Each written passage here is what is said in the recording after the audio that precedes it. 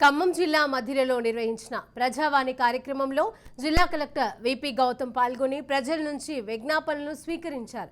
ప్రజల నుంచి ఎక్కువగా భూ సమస్యలు, సదరం సమస్యలు రాగా వచ్చిన దరఖాస్తులను అధికారులు పరిశీలించి సత్వరమే పరిష్కరించాలని జిల్లా కలెక్టర్ ఆదేశించారు. ఈ కార్యక్రమంలో జిల్లా అధికారులతో పాటు మధిర నియోజకవర్గ మండల స్థాయి అధికారులు పాల్గొన్నారు.